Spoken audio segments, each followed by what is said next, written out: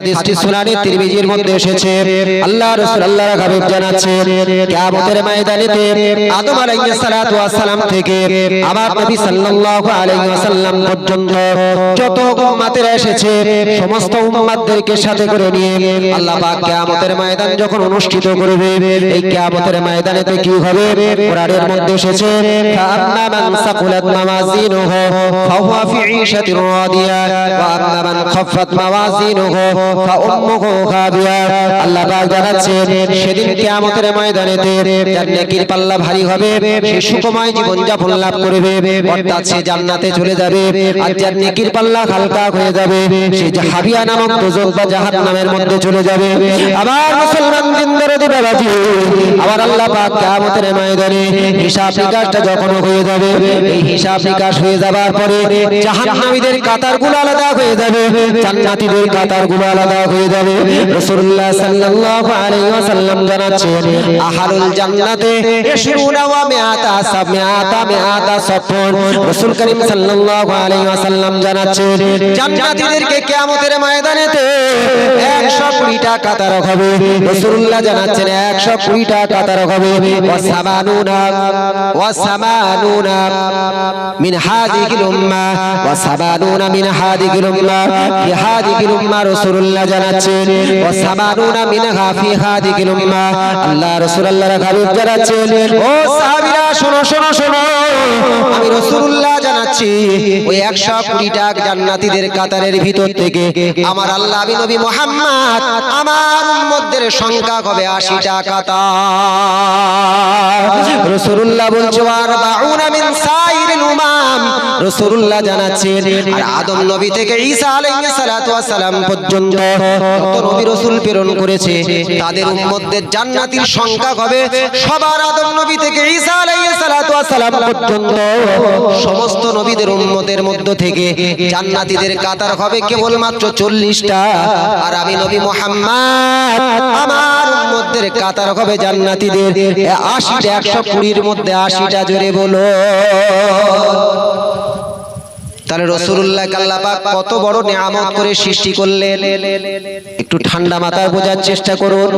অথচ রাসূলুল্লাহর আজকে কত বড় আশিক হতে পেরেছি, একটু ঠান্ডা মাথায় বোঝার চেষ্টা করুন।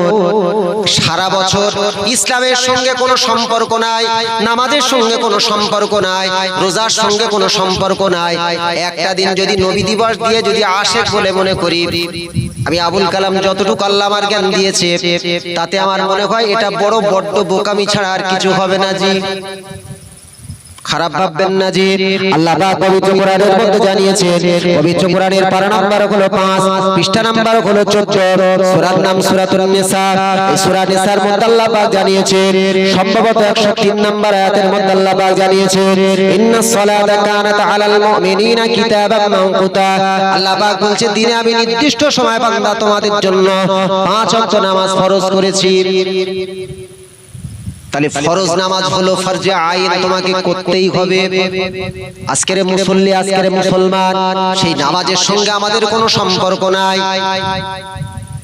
বলতে বড় কষ্ট হয়, সারা সপ্তাহে নামাজের সঙ্গে কোনো সম্পর্ক থাকে না, শুধু কেবলমাত্র শুক্রবার দিন একদিন নামাজ পড়ার কথা আমাদের মাথায় আসে। তাও আবার কোনো শুক্রবার হয়, কোনো শুক্রবার হয় না। আবার ওই শুক্রবার দিন একদিন নামাজ পড়তে আসলে ইমামের পিছনে 2 রাকাত নামাজ পড়ে পালাচ্ছি, বাদ বাকি নামাজগুলো পড়ি না। অবস্থা আজকের এটার নাম কি? নবীর আশিক। একটু চিন্তা ভাবনা করে দেখুন যে নামাজকে প্রতিষ্ঠিত করার জন্য রাসূল সাল্লাল্লাহু আলাইহি ওয়াসাল্লাম বদরের যুদ্ধে কাফেরদের বিরুদ্ধে লড়াই করলেন। যে কোরআনকে প্রতিষ্ঠিত করার জন্য আজকের মুসলমান আমরা সেই কোরআন পর্যন্ত পড়ি না। We have no time to pray, we have no time to recite the holy Quran. সেই কোরআন পড়ার সময় আমাদের মুসলমান আজকের আমাদের নাই। আজকের যাদের আমাদের বয়স হয়ে গিয়েছে, যারা কোরআন জানি না, কোরআন শেখার পর্যন্ত নিয়ত করি না।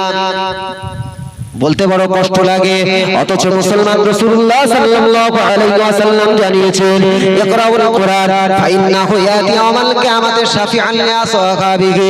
আল্লাহ রাসূলুল্লাহ হাবিব জানাচ্ছেন সুনানে তিরমিজির মধ্যে হাদিসে এসেছে রাসূলুল্লাহ জানাচ্ছেন বান্দা তোমরা যদি কোরআন তেলাওয়াত করো একটু আগে আমি আপনাদের কাছে বললাম সূরা ইউনূসের 58 নম্বর আয়াতের মধ্যে আল্লাহ পাক জানিয়েছেন কুল বিফাদলিল্লাহ যে ফাদলিল্লাহ বলতে আল্লাহর কোরআনকে বোঝানো হয়েছে ওই কোরআন রাসূলুল্লাহ বলেছে দুনিয়ার বুকে যদি কোনো ব্যক্তি কোরআন তেলাওয়াত করে কিয়ামতের ময়দানেতে আমার আল্লাহ ওই কোরআনের জবানটা খুলে দেবে কোরআন পড়নেওয়ালাকে যতক্ষণ পর্যন্ত না আল্লাহ জান্নাতে দেবে ওই কোরআন আল্লাহর দরবারে শাফাআত করতে থাকবে জোরে বলা যাবে সুবহানাল্লাহ নারী তাকবীর উচ্চ স্বরে দরুদ শরীফ আল্লাহুম্মা সাল্লি আলা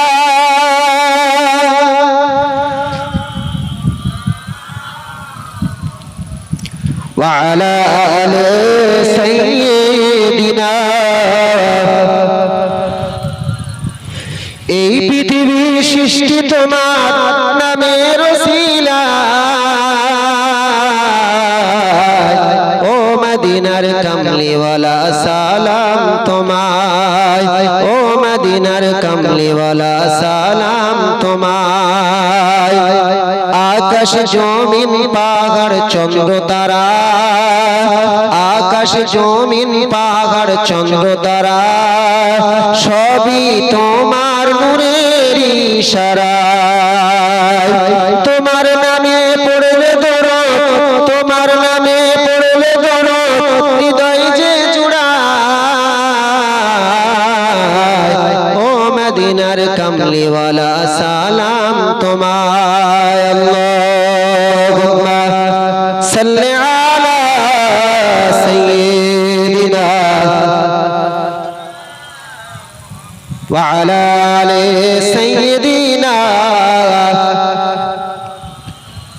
মুসলমান বন্ধুরা বাবাজি তার রাসূলুল্লাহর মহব্বত করতে গেলে ইসলামের যে হুকুম আহকামগুলো রয়েছে এই হুকুম আহকামগুলো আমাদের মান্যতা দিতে হবে কারণ আল্লাহ পাক কোরআনের মধ্যে জানিয়েছেন সূরাতুল বাকারার মধ্যে 208 নম্বর আয়াতের মধ্যে আবার আল্লাহ পাক জানিয়েছেন ইয়া আইয়ুহাল্লাযীনা আমানু দুখুলু ফিস সিলমি কাফা ওয়া লা তাত্তাবিউ খুতুওয়াতিশ শাইতান আল্লাহ পাক বলছে হে ঈমানদার ব্যক্তিগণেরা ইসলামের মধ্যে তোমরা পরিপূর্ণতার সঙ্গে প্রবেশ করো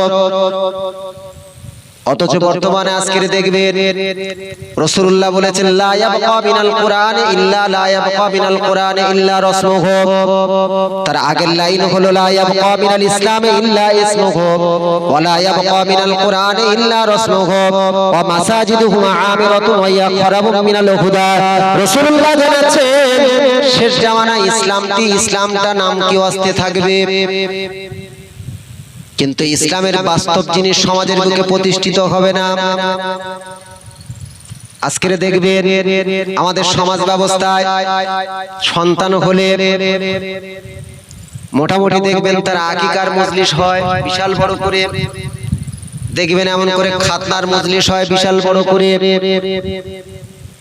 বলতে বড় কষ্ট লাগে আজকের বাড়িতে দেখবেন বড় বড় মিলাদ দেওয়া হয় অথচ ইসলাম সম্পর্কে সঠিক জ্ঞান আমরা লাভ করতে পারি না ইসলাম জিনিসটা কি সেটা সঠিক পর্যন্ত জানতে পারলাম না কিভাবে নামাজ পড়তে হয় কিভাবে ওযু করতে হয় ইসলামের হুকুম আহকামগুলো ঠিক মতন জানলাম না বলতে বড় কষ্ট লাগে মুসলমান নিজের বাপ মারা গিয়েছে নিজের মা মারা গিয়েছে কি বলে জানাজা পড়ে দোয়া আছে জানাজার ভিতরে কি দোয়া পড়বে সেটাও আমরা অনেক মুসলমান জানি না বলতে বড় কষ্ট লাগে ঈদের নামাজ পড়বে কি বলে ঈদের নামাজ পড়বে নামাজের ভিতরে কোন সূরা পড়বে সেটাও ঠিক মতন জানি না জি বড় আফসোস তাই রাসূলুল্লাহ বলেছেন ইসলামটি নাম কি ওয়াস্তে চলবে ওয়ালা ইয়াবকা মিনাল কুরআনি ইল্লা রাসমুহু আর কোরআনের কোনো কিছু অবশিষ্ট থাকবে না কেবল মাত্র রেওয়াজ অনুযায়ী পড়তে রেওয়াজ অনুযায়ী পড়া হবে আজকের কোরআন পড়া হয় বটে কোরআনের আদর্শ সমাজের বুকে প্রতিষ্ঠিত হয় না মুসলমান বলতে বড় কষ্ট লাগে অথচ আল্লাহ পাক কোরআনের মধ্যে জানাচ্ছেন পবিত্র কোরআনের পারা নাম্বার হলো 2 সূরার নাম হচ্ছে সূরাতুল বাকারা আয়াত নাম্বার হলো 185 আল্লাহ পাক জানাচ্ছেন হুদাল লিন্নাস ওয়া বাইয়িনাতিন মিনাল হুদা ওয়াল ফুরকান আল্লাহ বলছে কোরআনের মধ্যে আমি আল্লাহ হেদায়েত লুকিয়ে রেখেছে। যে ব্যক্তি কোরআন পড়বে আর কোরআন অনুযায়ী যদি জিন্দেগি যদি করতে পারে, এই কোরআনের ওসিলায় হেদায়েত পেয়ে যাবে। আর হেদায়েত পেয়ে গেলে কি হবে? আল্লাহ পাক যে কোরআন অবতীর্ণ হয়েছে, এই কোরআনের মধ্যে বলা হয়েছে হুমুল মুফলিহুন, তারাই সফলকামী হবে। আর আল্লামা জালালউদ্দিন সৌতি রাহমাতুল্লাহ আলাইহি হুমুল মুফলিহুনের ব্যাখ্যা করেছে হুমুল ফাইজুনা বিল জান্নাহ ওয়ান নাজুনা মিনান নার, তারাই জান্নাতের সুসংবাদ প্রাপ্ত মানুষ হয়ে যাবে। আর জাহান্নাম থেকে তারাই মুক্তি লাভ করবে। জোরে বলো। বড় আফসোস লাগে জি, যে রাসূলুল্লাহর জীবন আদর্শ নিয়ে আজকের এই মাজলিস, যে রাসূলুল্লাহর স্মরণে আজকের এই মাজলিস, সেই রাসূলুল্লাহর তরিকা অনুযায়ী যদি আমরা চলি, রাসূলুল্লাহর অন্তরে যদি আমরা মহব্বত যদি রাখতে পারি, তাহলে একজন মুসলমানের ছেলে চুরি করার আগে অন্তত চিন্তা করবে, রাসূলুল্লাহ চিন্তা করবে। রাসূলুল্লাহর উম্মাত যদি আজকে রাসূলুল্লাহর আশিক যদি ঠিকঠাক হয়, রাসূলুল্লাহ সম্পর্কে হাদিস পাকের মধ্যে এসেছে, রাসূল সাল্লাল্লাহু আলাইহি ওয়াসাল্লাম বলেছে, ইন্নামা বুইস্তু মুআল্লিমান, আল্লাহ পাক টোটাল বিশ্ববাসীর জন্য আমি নবী মুহাম্মদ আমাকে শিক্ষক করে প্রেরণ করেছে। জোরে বলুন, জোরে বলা যাবে না সুবহানাল্লাহ? আচ্ছা, শিক্ষক কিভাবে সমাজ পরিবর্তন করেছে আমি ছোট ছোট করে আমি আপনাদের কাছে বোঝাচ্ছি, শুনুন। আল্লাহ রাসূল আল্লাহর হাবিব সাল্লাল্লাহু আলাইহি ওয়াসাল্লাম যে জামানায় এসেছিল, ওই জামানাটার নাম হলো জাহেলিয়াতের যুগ। এই জাহেলিয়াতের যুগ মানে অজ্ঞতার যুগ, ইগনোরেন্স, এরা অজ্ঞতার যুগ। এই অজ্ঞতার যুগ কেমন ছিল জানেন? সেই যুগে তাওহীদ, এক আল্লাহর প্রতি বিশ্বাস, এটা মানুষের মধ্যে ছিল না। রাসূল সাল্লাল্লাহু আলাইহি ওয়াসাল্লাম ধীরে ধীরে মানুষকে তাওহীদের শিক্ষা দিলেন। জোরে বলুন, জোরে বলা যাবে না সুবহানাল্লাহ?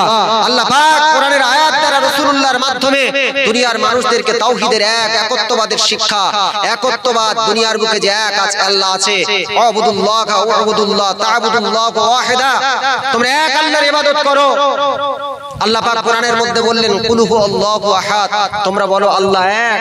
তৎকালীন কাবার ভিতরে 360টা বড় বড় দেবদেবী ছিল। সেই 360টা দেবদেবীর সেই বিশ্বাস মুশরিকদের ভিতর থেকে, অন্তর থেকে ধীরে ধীরে রাসূলুল্লাহর মাধ্যমে আল্লাহ পাক টোটাল তৎকালীন আরবের বুকে বা আশেপাশের বেশ কয়েকটা দেশের মধ্যে রাসূলুল্লাহর মাধ্যমে তাওহীদ প্রতিষ্ঠা করেছিল। জোরে বলুন। দ্বিতীয় নাম্বার হলো সেই যুগে সুদকে রাসূলুল্লাহর মাধ্যমে আল্লাহ পাক নিষিদ্ধ করলেন। আচ্ছা, রাসূলুল্লাহ নিষিদ্ধ করলেন, আর বর্তমানে মুসলমানদের মধ্যে ধীরে ধীরে কিন্তু সেই সুদ কিন্তু আবার ফিরে আসছে। খারাপ ভাবছেন জি? আল্লাহর রাস্তায় আমি প্রথমে বলেছি ক্ষমা করবেন। কোরআনের মধ্যে এসেছে, আল্লাহ পাক জানাচ্ছেন আহাল্লাহুল বাইয়া ওয়া হারামার রিবা। আল্লাহ পাক সূরা বাকারা 275 নম্বর আয়াতের মধ্যে 3 পারা এসেছে।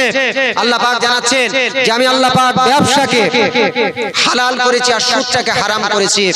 আহাল্লাহুল বাইয়া ওয়া হারামার রিবা, বেচাকেনাকে আমি আল্লাহ পাক হালাল করেছি আর সুদটাকে হারাম করেছি। রাসূলুল্লাহ সাল্লাল্লাহু আলাইহি ওয়াসাল্লাম বলেছেন, যে ব্যক্তি সুদ খাবে, আকিলা ওয়া মুকিলা, সুদ খানেওয়ালা এবং সুদ দেনেওয়ালা, এবং যে ব্যক্তি সুদের ব্যাপারে লেখালেখি করবে, ওয়াকাতিবাইহি, এবং যারা লেখালেখি করবে, ওয়াকাতিবাহু, এবং যারা যে ব্যক্তি লেখা লিখবে, ওয়াশাহিদাইহি, এবং যারা সাক্ষ্য থাকবে, সবার প্রতি রাসূলুল্লাহ বলেছেন লাআনত। আর আজকে দেখুন আমাদের বাড়ির মা বোনেরা পর্যন্ত আজকের বন্ধনে ঠিক মতন সারা সপ্তাহ ভালো শাড়ি পরে না জি। দেখবেন অফিসার আসছে, বাইরে থেকে অফিসার আসছে, এমন করে আমাদের বাড়ির মা বোনেরা দেখবেন ভালো শাড়ি কাটে পরে একদম অফিসারের কাছে গিয়ে হাজির হয়ে যাচ্ছে। টাকা নেওয়া না, বউকে বন্ধক দেওয়া যায়।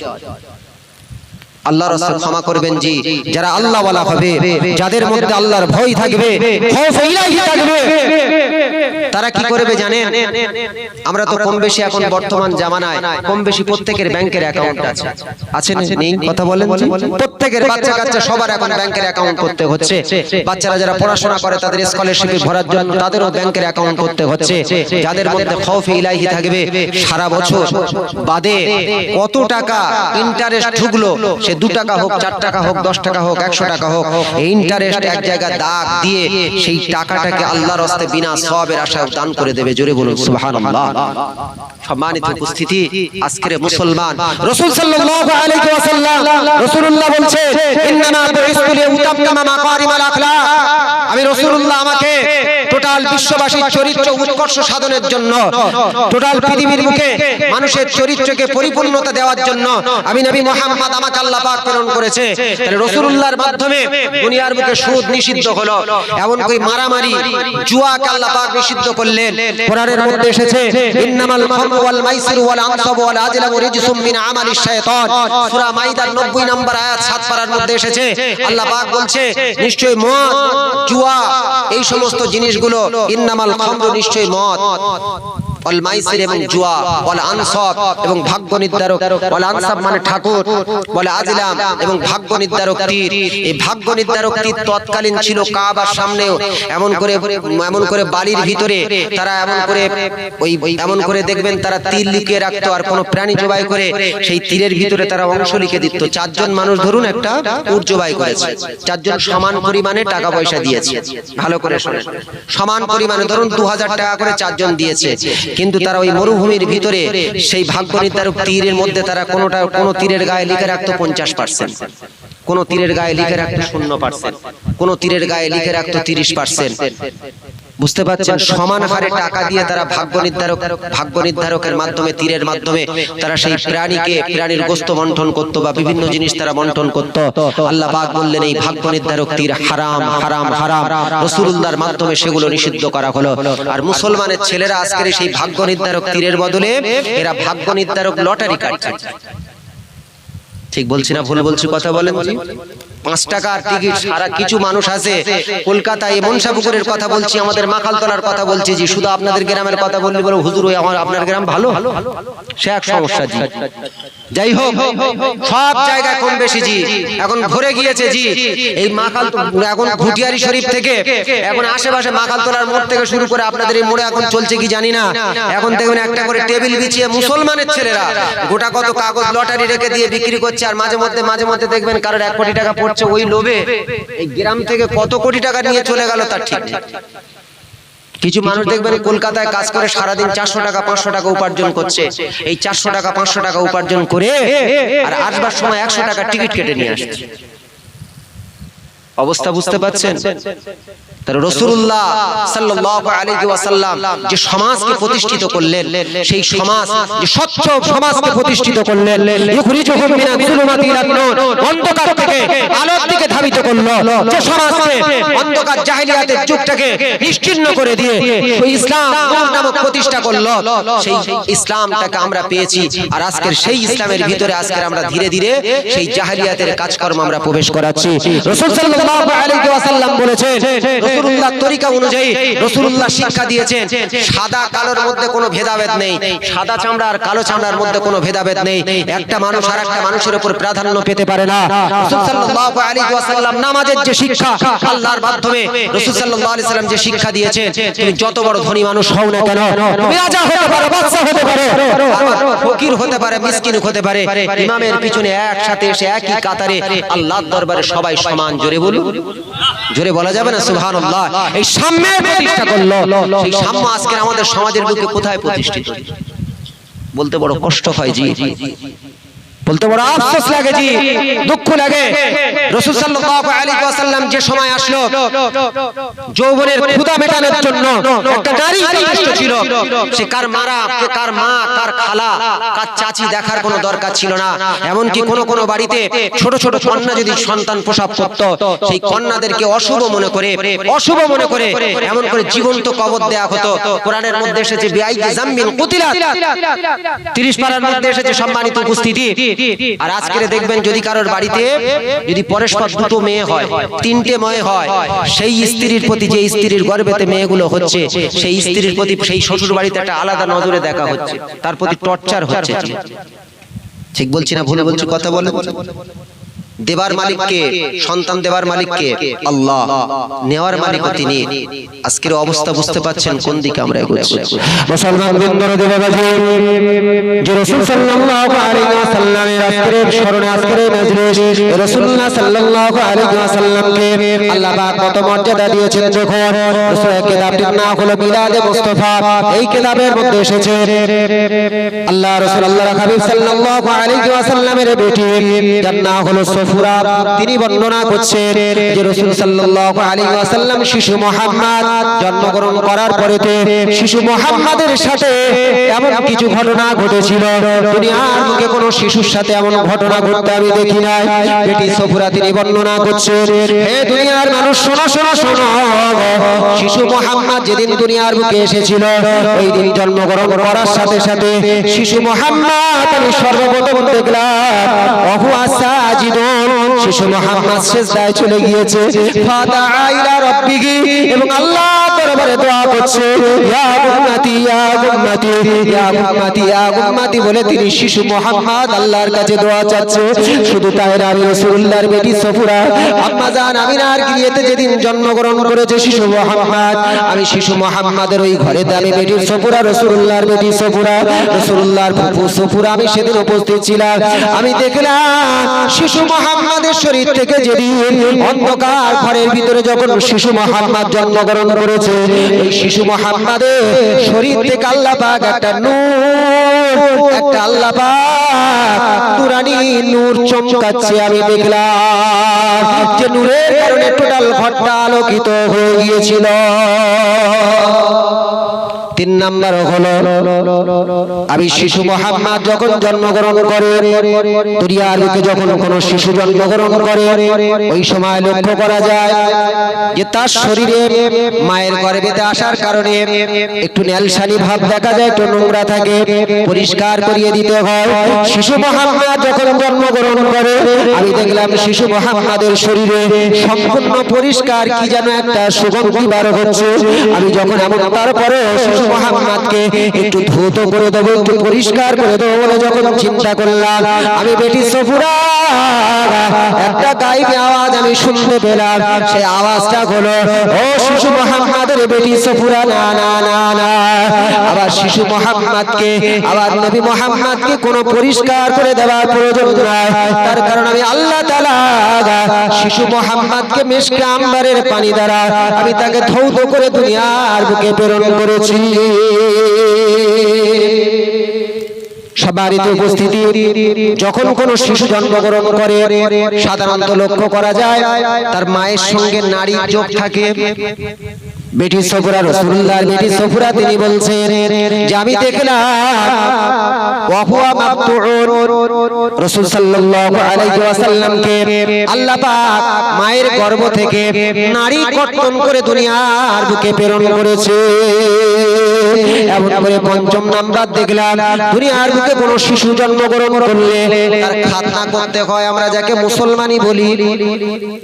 আল খিতান সুন্নাতুর রিজাল ওয়া মুকরিমাতুল নিসা, খাতনা করা মুসলমান পুরুষদের জন্য সম্মানের বিষয়, পুরুষদের জন্য সুন্নাত, ওয়া মুকরিমাতুল নিসা মহিলাদের জন্য সম্মানের বিষয়।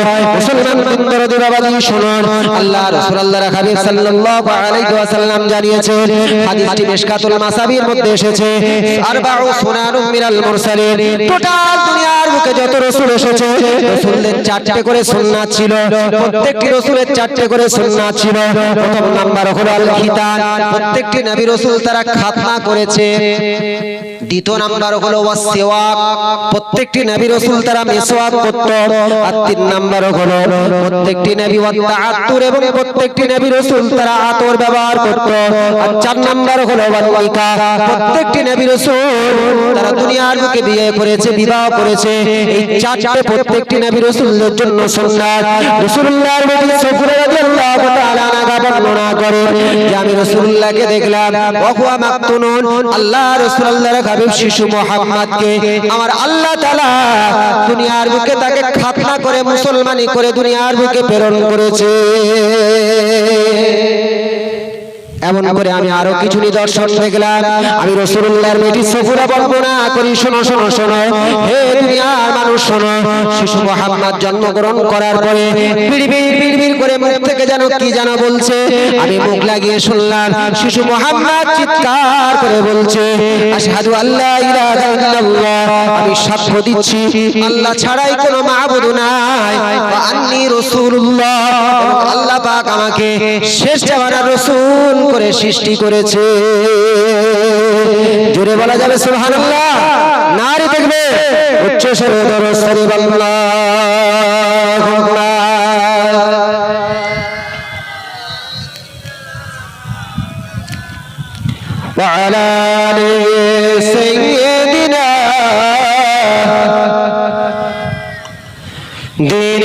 নবী মুস্তাফা মুহাম্মদ রাসূল কোন জাগানের অন্ধকারে তুমি আলোর ফুল জানি আমি রাসূলুল্লাহ নাই কো ভুবনে তবু মন যে আমার সদা সেই দিকে টানে আল্লাহুম্মা পুরো যা বলছি টেনে নিচ্ছি এত মাইক বক্স কি করে যা বলছি বলার টেনে নিচ্ছি না সম্মানিত উপস্থিতি তাহলে আমি আপনাদের কাছে বলছিলাম রাসূল সাল্লাল্লাহু আলাইহি ওয়াসাল্লাম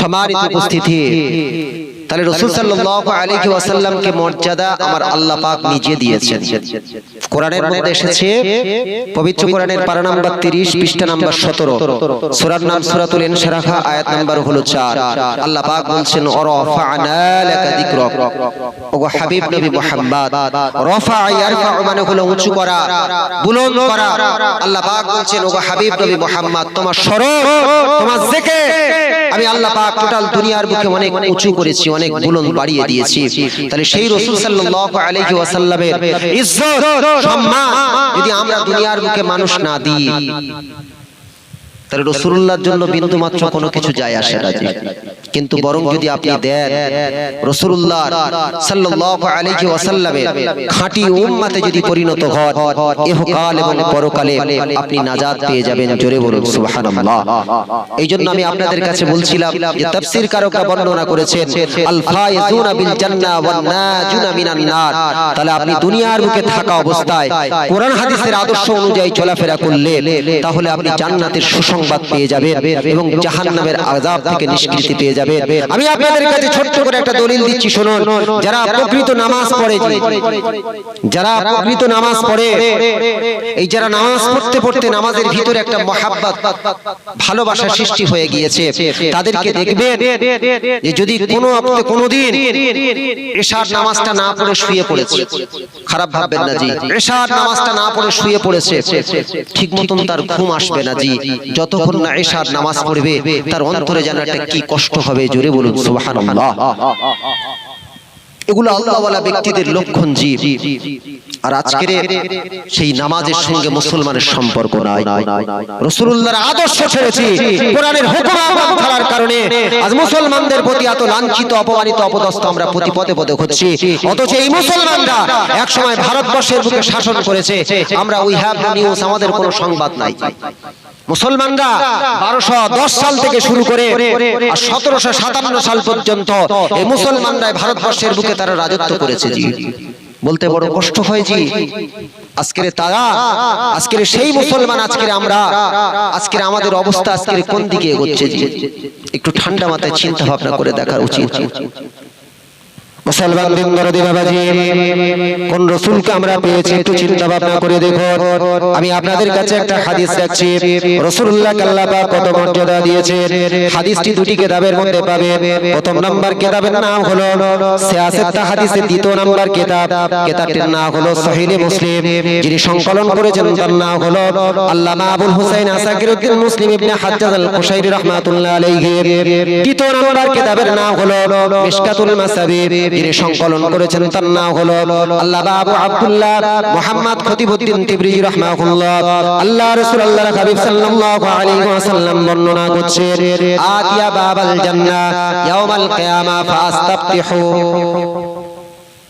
কিয়ামতের ময়দানেতে আল্লাহ পাক যখন হিসাব নিকাশটা নিয়ে নেবে হিসাব নিকাশ যখন হয়ে যাবে ওই হিসাব নিকাশের দিনেতে হাসরের ময়দানেতে আমি নবী মুহাম্মদ জান্নাতের দরজার সামনে গিয়ে হাজির হয়ে যাব আমি বিশ্বগুরু নবী মুহাম্মদ রাসূলুল্লাহ আমি জান্নাতের দরজার সামনে হাজির হয়ে যাব আমার আল্লাহ রাব্বুল আলামিন দুনিয়ার বুকে the first man in in the world, দুনিয়ার প্রথম মানুষ যে মানুষটার নাম হলো ইন্না আউওয়ালান নাসি খালকান, আল্লাহ পাক যাকে প্রথম সৃষ্টি করেছে খলাকাল্লাহু আদম আলাইহিস সালাতু ওয়াস সালাম, আল্লাহ পাক আদম আলাইহিস সালাতু ওয়াস সালামকে প্রথম সৃষ্টি করেছে আউওয়ালান, তাকে আল্লাহ পাক প্রথম সৃষ্টি করেছে। সে আদম নবী সৃষ্টির বহু পূর্বে আমার আল্লাহ রাব্বুল আলামিন জান্নাত জাহান্নাম সৃষ্টি করে রেখেছে। সম্মানিত উপস্থিতি, আদম নবীকে আমার আল্লাহ পাক সৃষ্টি করার পরেতে রিয়াদের মধ্যে সে জান্নাতুল মাওয়ার ভিতরে তাকে রেখে দিয়েছিল। আমার মুসলমান দিন দরদি বাবাজি, এই জান্নাত সৃষ্টি করার পরেতে আমার আল্লাহ রাব্বুল আলামিন জান্নাতের এমন করে দরজাগুলো বন্ধ করে দিয়ে জান্নাতের সামনে দ্বার রক্ষী মোতায়েন করে রেখেছে, যাদেরকে সিকিউরিটি গার্ড বলা হয়, আরবিতে যাদেরকে বলা হয় খাজিন, অর্থাৎ জান্নাতের দ্বার রক্ষী বা জান্নাতের সিকিউরিটি গার্ড। বর্তমানে দুনিয়ার বুকে দেখবেন কোন কোম্পানির সামনে সিকিউরিটি গার্ড থাকে, বড় বড় অফিস আদালতে দেখবেন সিকিউরিটি গার্ড থাকে, যাতে অন্য কেউ প্রবেশ না করতে পারে। আল্লাহ রাসূল আল্লাহর হাবিব বলছে, ওই কিয়ামতের ময়দানেতে আমি নবী মুহাম্মদ আতিয়া বাবাল জান্নাহ ইয়াউমাল কিয়ামা ফাস্তাফতিহু, জান্নাতের দরজার কাছে গিয়ে জান্নাতের দরজা আমি নবী মুহাম্মদ যখন খুলতে থাকবো, ওই সময় ফায়াকুলুল খাজিন, জান্নাতের দ্বাররক্ষী জান্নাতের সিকিউরিটি গার্ড যে ফেরেশতাদেরকে আল্লাহ পাক নিয়োজিত করে রেখেছে, ওই ফেরেশতারা বলতে থাকবে, মান আনতা, তোমার পরিচয় কি বলো, তুমি কে বলো, হু আর ইউ, তুমি কে বলো, তুমি জান্নাতের দরজা খুলতে এসেছো, তোমার পরিচয় কি বলো। ওই সময় বিশ্ব রাসূল সাল্লাল্লাহু আলাইহি ওয়াসাল্লাম বলছেন, আনা মুহাম্মদ ফাকুলু মুহাম্মদ, আমি বলবো আমি হলাম মুহাম্মাদুর রাসূলুল্লাহ, আমি বলবো আমি হলাম মুহাম্মাদুর রাসূলুল্লাহ। ওই সময় ওই ফেরেশতা জান্নাতের দ্বাররক্ষী জান্নাতের সিকিউরিটি গার্ড চিৎকার করে বিশ্ব নবীকে বলবে, বিকা উমিরতু আল্লাহ আফতাগুল আহাদিন ক্বাবলা, ও নবী মুহাম্মদ শোনো শোনো শোনো, আমার আল্লাহ পাক জান্নাত সৃষ্টি করার পরে যেদিন থেকে আমাদেরকে জান্নাতের দ্বাররক্ষী জান্নাতের সিকিউরিটি গার্ড, জান্নাতের জন্য দ্বাররক্ষী সিকিউরিটি গার্ড হিসেবে আমাদের আল্লাহ পাক নিয়োজিত করেছে, সেদিন থেকে আমাদের আল্লাহ পাক জানিয়ে দিয়েছে, তোমরা কোনো মানুষের জন্য জান্নাতের দরজা আগে খুলবে না যতক্ষণ না পর্যন্ত মুহাম্মদ আসবে, আবার হাবিব নবী মুহাম্মদুর রাসূলুল্লাহ যতক্ষণ না আসবে ততক্ষণ পর্যন্ত কারোর জন্য জান্নাতের দরজা খুলবে না। সুতরাং ওগো নবী মুহাম্মদ, আপনি যখন এসেছেন আপনার জন্য আমরা জান্নাতের দরজা খুলে দিলাম। জোরে বলা যাবে সুবহানাল্লাহ। তাহলে কোন রাসূলকে আল্লাহ পাক আমাদের জন্য প্রেরণ করেছে জি? একটু চিন্তা ভাবনা করি না জি। রাসূল সাল্লাল্লাহু আলাইহি ওয়াসাল্লামের মর্যাদা আল্লাহ স্বয়ং দিয়েছে। সেই রাসূল সাল্লাল্লাহু আলাইহি ওয়াসাল্লাম যাকে আল্লাহ পাক আমরা বিনা অ্যাপ্লিকেশন বিনা দরখাস্তে যে নবীর উম্মত করে আল্লাহ আমাদেরকে মহব্বত করে ভালোবেসে আল্লাহ আমাদের কপালকে সৌভাগ্য করেছে, আমাদের তাকদীরকে অনেক উন্নতি করেছে, সেই রাসূল সাল্লাল্লাহু আলাইহি ওয়াসাল্লামের উম্মত করে দুনিয়ার বুকে সৃষ্টি করে রাসূল সাল্লাল্লাহু আলাইহি ওয়াসাল্লাম হলো একটা আদর্শ, একটা বিপ্লব।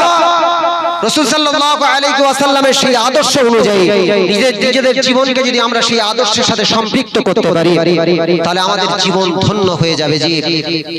সম্মানিত উপস্থিতি, আমি আপনাদের কাছে রাসূল সাল্লাল্লাহু আলাইহি ওয়াসাল্লাম যে কত বড় নিয়ামত ছিলেন আল্লাহ পাক যে রাসূলের শানে অবতীর্ণ করলেন। পবিত্র কোরআনের পারা নাম্বার 17 পৃষ্ঠা নাম্বার 10, সূরার নাম হচ্ছে সূরাতুল আম্বিয়া, আয়াত নাম্বার 107। আল্লাহ পাক বললেন, ওয়ামা আরসালনাকা ইল্লা রাহমাতাল লিল আলামিন, বিশ্ববাসীর জন্য আমার হাবিব নবী মুহাম্মদকে আমি আল্লাহ পাক রহমত করে সৃষ্টি করেছি। জোরে বলুন। একবার চিন্তা ভাবনা করে কোনোদিন দেখেছেন আল্লাহ নিজে সূরা ফাতিহার ভিতরে সূরা ফাতিহার ভিতরে দা ফার্স্ট নাম্বার আয়া অফ দা সূরাতুল ফাতিহা আল্লাহ পাক যে সূরা ফাতিহার ভিতরে আল্লাহ পাক যে জানিয়েছে আলহামদুলিল্লাহি রাব্বিল আলামিন, অর্থাৎ আল্লাহ পাক বান্দাকে শেখাচ্ছে যে তোমরা বলো যে আমি সেই বিশ্ব জগতের প্রতিপালকের প্রতি শুকরিয়া জ্ঞাপন করছি, প্রশংসা জ্ঞাপন করছি, সমস্ত প্রশংসা সেই আল্লাহ যিনি হলেন বিশ্ব জগতের প্রতিপালক। লিল্লাহি রাব্বিল আলামিন, এই রাব্বিল আলামিন, এই আলামিনের ভিতরে রব্বির আল্লাহ সম্পর্কে আলামিন ব্যবহার করা হয়েছে। আলামিনটা হলো জামাআর সিগা, তার মানে সমস্ত জগতের জন্য আল্লাহ রাব্বুল আলামিন হলেন সৃষ্টিকর্তা, মালিক তিনি। আর আল্লাহ পাক সেই আলামিন শব্দটা রাসূলের জন্য ব্যবহার করেছেন যে রহমাতাল লিল আলামিন, আর টোটাল বিশ্ববাসীর জন্য, কুল কায়নাতের জন্য, শুধু আমাদের জন্য নয়, কুল কায়নাতের জন্য। সে আদম আলাইহিস সালাতু ওয়াস সালাম থেকে শুরু করে আমাদের পর্যন্ত সমস্ত নবীর উম্মতদের জন্য আল্লাহ পাক আমার আপনার হাবিব নবী মুহাম্মদকে রহমত করে সৃষ্টি করেছে। জোরে বলুন।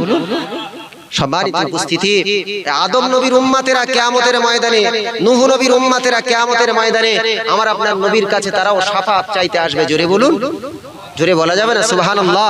সম্মানিত উপস্থিতি, সেদিকে আমি যাচ্ছি না, ছোট্ট একটা হাদিস রাখছি যে রাসূল সাল্লাল্লাহু আলাইহি ওয়াসাল্লাম তিনি আমাদের জন্য কত বড় নিয়ামত ছিলেন। এই নিয়ামত রাসূল সাল্লাল্লাহু আলাইহি ওয়াসাল্লাম, যিনি এমন একজন মানুষ যার পানি, উযুর পানি ব্যবহার করার জন্য সাহাবীরা সব পাগলের ন্যায়, তারা পাগলের ন্যায় হয়ে যেত। যে রাসূল সাল্লাল্লাহু আলাইহি ওয়াসাল্লামের থুতুগুলো নিজেদের হাতে ফেলে তারা চেহারার গায়ে, রাসূলুল্লাহ সাহাবীরা তারা সব এমন করে তাদের নিজেদের গায়ে মাখিয়ে নিতেন। জোরে বলুন। জোরে বলা যাবে না সুবহানাল্লাহ। রাসূল সাল্লাল্লাহু আলাইহি ওয়াসাল্লামের লালা মিশ্রিত থুতুগুলো সাহাবীরা বলতেন যেদিন আমরা মাখতাম সারা দিন সারা রাত আমাদের শরীর থেকে মিশকে আম্বারের